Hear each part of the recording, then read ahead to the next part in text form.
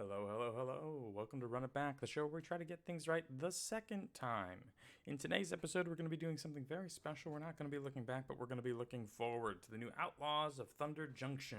I've taken a look at all the current spoilers that are out there, seeing what I can find, and I was planning on doing a top 10 rares or mythics. However, as I looked through and poured through all the mythics, they're all great, so we're not going to be including mythics in our top 10 rares today. We're going to dive into it now. Coming in at number 10, we have the Caustic Bronco. This 1 in a black for a 2/2 snake horse mount. This is our first mount on the top 10 rares. It does have saddle 3, which means you need to essentially crew 3, and it can only be done as a sorcery. But whenever Caustic Bronco attacks, you reveal the top card of your library and put it into your hand, so you get to effectively draw a card. You lose life equal to the card's mana value if it wasn't saddled. However, each opponent loses the life if it was saddled. And so I think just dropping this on 2 in a particularly strong deck, I think this really fits in either in the low to the ground Outlaws deck, right? The red-black deck that I think is sort of running around. I think there also might be a little black-blue Outlaws deck that's running around as well. And so what you can do is you can get this on there and just consistently draw cards. If you hit lands, it's nothing. If you hit 1 drops, 2 drops, 3 drops, it definitely adds up over time, but the card advantage definitely is there. And on top of all this, you're dealing 2 damage to your opponent the whole time. So overall, some card advantage on curve 2/2 generally, has a big upside with this additional losing life for the opponent. I think this is a great card. I expect to be first picking this often. Number 9, Free Strider Lookout. Free Strider Lookout is 2 in a green for a 3/3 human rogue, so this is an outlaw. It does have reach, and when you commit a crime, look at the top 5 cards of your library. You may put a land card from among them onto the battlefield tapped, put the rest of them at the bottom of your library in a random order. This ability triggers once per turn. So a lot of text here to essentially, be somebody who kind of continuously ramps, also notably fixes. I expect this to be a big player in the deserts strategy. I expect this to play really well in red-green and in blue-green. These cards, these decks that want bigger creatures, decks that want to go big on their mana. However, just in general, this card continues to gain value, and it also keeps pulling your lands out of your deck onto the battlefield. Notably, also, if there's some way that you can end up putting a desert into play or commit a crime on an opponent's turn, you also get to trigger then. So you can trigger this once on your turn and once on your opponent's turn with an instant or some other way to end up committing a crime on their turn. So this thing can get pretty silly pretty quick. Number 8.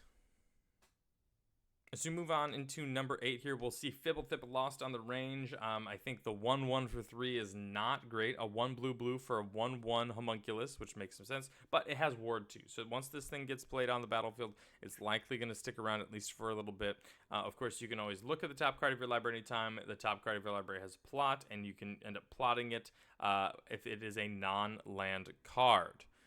So with Fibblethip, it's not going to be a big attacker or blocker. It's not going to affect the board much. It's definitely going to be a longer game, but as we'll see more and more through the spoilers, that plotting or casting for free or not casting a spell on your turn is all going to be big. So I expect this to play really well in blue-white, which essentially is the don't cast any spells on your turn, and so you can end up skipping a couple of turns by plotting some things either from your hand or the top of your deck and get all of the benefits of not casting a spell on your turn. And then the turn where you do want to cast spells, you can cast 1, 2, 3, 4, 5, whatever how many you've got in your exile set aside for free, while maybe holding up some counter magic or maybe holding up a kill spell or something that you need really to go off.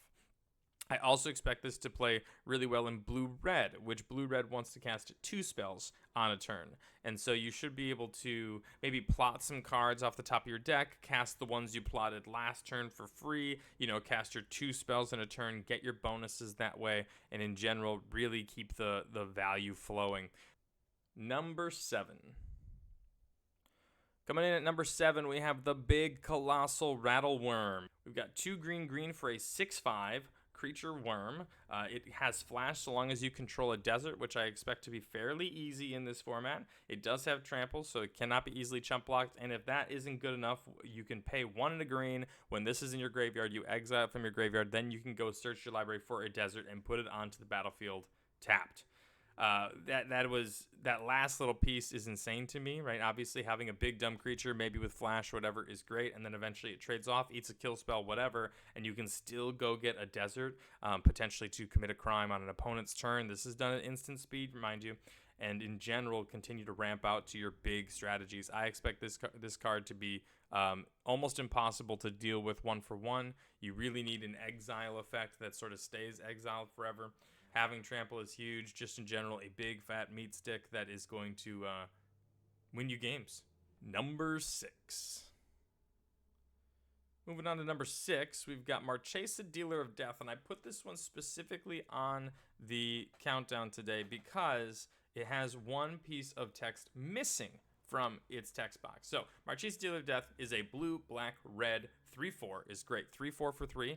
Blue, black, red for a 3/4. Human rogue, so this is an outlaw, and whenever you commit a crime, you may pay 1, and if you do, look at the top 2 cards of your library, put one of them in your hand, the other in the graveyard. Pretty casual card advantage. Notably, you have to end up paying the 1 mana whenever you commit that crime, so there's definitely a drawback there, but the one piece of thing that's missing here is it says activate once per turn. It doesn't say that anywhere on this card. The only crime trigger that I know of that you can do multiple times per turn. So this definitely plays really well with this idea of plot. It plays really well with, doing things on your opponent's turn, killing their creature, whatever it is, and then, continuing to sift through your deck. I think the 3 mana 3/4 is huge. I think in general this card is going to be pretty nuts. Of course, only really restricted by its mana cost. Number 5. Coming in at number 5, we have Akul, the legendary Scorpion Dragon Rogue. I believe he also is a demon of sorts in the lore. He is a 5/5 flying trampler for red, red, black, black. So definitely heavily in the Outlaws deck, definitely heavy in the legendary creatures matter deck that seems to be coming around as well. The last piece of text on here says sacrifice 3 other creatures. You may put a creature card from your hand onto the battlefield, activate only as a sorcery and only once per turn. Now, sacrificing 3 creatures to get 1 is a lot, but if you notice through the spoilers, there's a lot of red and black cards, and even a couple blue cards as well, that say create a 1/1 mercenary token that says tap, add +1/+0 to target creature. Right, and so you're going to just have some of these extra mercenaries around which count as outlaws, right? And so hopefully in this red-black deck, you've got a couple of things that you might want to get rid of. And the reason why this card is so high up on this list for me is just a 4 mana 5/5 flying trample is huge. So you're just going to be playing this on turn 4, and by turn 8, your opponent's going to be dead. That's it, right? This is a huge meat stick. Unlike the Colossal Rattleworm, this thing just comes down and it's going to start attacking all the time. The restrictive part is the mana cost. That is troublesome in red, red, black, black. So you have to solely be there. You probably even need some dual lands or fixing maybe some treasures to make it work. But then also if you're able to sacrifice 3 creatures and throw down something else, maybe even on the same turn. If you, let's say that there's you play a 2-drop, and then on turn 3 you're able to drop 2 other creatures or something that makes a token or whatever, and then by turn 4 you end up to play this and then slam down like a 5 or 6 drop as well. There's too much to handle. Your opponent's going to have to handle both this thing and something else, and I think just a 4 mana 5/5 is going to be huge in this format. Number 4. Coming in at number 4, we see our only non-creature on the entire countdown. The only non-creature, and the reason why this one's up there is because it will win you games all the time. As we go through Spree, you can choose 1 or more. Notably, you cannot choose 0. You have to choose at least 1. The very first one says, untap all creatures you control. If it's your combat phase, there's an additional combat phase after this phase. So you can essentially just have another attack. That can be huge after your opponent has declared blockers. You end up doing this thing. You have 4 mana. You kind of get to untap all your creatures, trade some things off, and get in again with the things that are still around. The big one here is 2 colorless mana. On top of the red you have to cast. Creatures you control get +1/+0 and gain first strike till end of turn.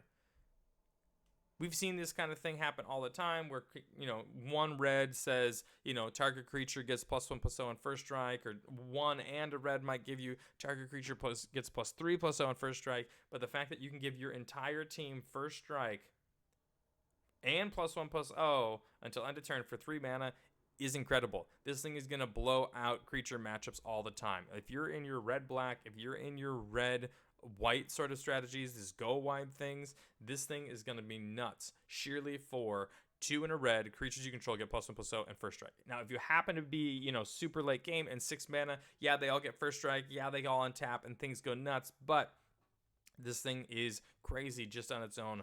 +1/+0 and gain first strike. This card is going to win you games. Finally, the last mode is adding a red. Choose target opponent. Whenever a creature you control deals damage to that player this turn, create a tapped treasure token. That's a crime, which is kind of nice. This is going to go great in a go-wide strategy. I think your red-black and your red-white decks are going to love this thing, but I'm first picking it every time. Never passing this card. Number 3. Moving in at number 3, we're going to continue our theme here of creature cards that are cheap, well-statted, and give you card advantage. You're going to see Satoru the Infiltrator. Blue-black for a 2/3 legendary creature, human ninja rogue. Lots of text there. It does have menace, so it gets in easily, and then whenever Satoru and or one other more non-token creatures enter the battlefield, if none of them were cast or no mana were spent to cast them, draw a card. So if this thing, this plays well in like a reanimator strategy, something comes back from the graveyard and you draw a card. You plot something and then you cast it, works well there. This is your plot commander essentially of the set, right? The blue-black plot cards, as you're able to plot your creatures, and then you play this thing and it comes in later, drawing a card. Drawing a card is good, and I do think that's going to be where a lot of the value from this comes, but a 2-mana 2/3 menace is huge. Are you kidding me? This thing's going to get in for 4 damage before your opponent can really even start to do anything if you're on the play, right? Obviously, the mana cost is a little restrictive on 2. You're going to need 2 colored sources of specific mana, but in your 2-color decks, like that's the whole point of playing a 2-color deck, is that you can end up dropping something like this on 2. This is not a once per turn effect. So this thing can really go off, and I'm really excited to play with it. Number 2. Our second most powerful card, I believe, in Thunder Junction, the rare I'm never really ever passing here, is Magda the Horde Master. 2 mana, 2/2, so 1 in a red for a 2/2 legendary creature, Dwarf Berserker. And whenever you commit a crime, create a tapped treasure token. Meh. Right? This ability only triggers once per turn. It's fine, nothing crazy. But here's where it comes in nuts. Sacrifice 3 treasures, create a 4/4 Scorpion Dragon creature token with flying and haste. Activate only as a sorcery. Are you kidding me? Right? So obviously, Magda makes her own treasures, and committing 3 crimes to then sacrifice the treasures and make a dragon seems really tough to do, because you're going to have to do that over a bunch of different turns and blah, blah, blah, whatever it is. But there's all kinds of other things that already make treasures in this set. This plays so well in blue-red because blue-red wants treasures on the battlefield. It wants to use treasures, and it ends up making treasures as well. This card's going to be nuts. I expect it to play really well in the early game. It plays insanely well in the late game, and overall expected to be a huge card. Number 1. Coming in at the top of our list today is Laughing Jasper Flint. This is the card I am most excited about playing. I think it's going to be absolutely nuts. It's 1 black-red for a 4/3 legendary creature, Lizard Rogue. Now, the creatures you control but don't own are mercenaries in addition to their other types. Then, at the beginning of your upkeep, exile the top X cards from target opponent's library, where X is the number of outlaws you control. Until the end of turn, you may cast spells from among those cards, and mana of any type can be spent to cast those spells. I think that just a 3-mana 4/3 beater is huge, right? One of the reasons why we liked the Akul is the fact that it's a huge beat stick. And so this thing here, Laughing Jasper Flint, also is just a huge beat stick coming down on turn 3 on the play. I just don't see how your opponent's going to be able to deal with this. The nice part about it is that if you end up attacking with it, because you can beat some face with it, that's great. If you can't, that's okay too. You're going to sit here on the battlefield continuing to gain card advantage from your opponent's deck every turn by just exiling the top of their library, continuing to get their spells, their creatures, whatever you can out of them, and then that's just going to continue to get card advantage that way. But in general, Laughing Jasper Flint is a house of a card, and my favorite for best rare in the set, starting in Outlaws of Thunder Junction. Thank you so much for watching our top 10 countdown today. I hope you really enjoyed it. I hope you learned a couple of things. I hope you are as excited about this set as I am. Of course, if I missed any card, go ahead and leave that in the comments below. We'll go ahead and take a look and see what we can find down there in the gold mines. But I love this set so far. I'm really excited to play it. Can't wait to get my hands on it, and I hope you enjoyed it as well. Bye-bye.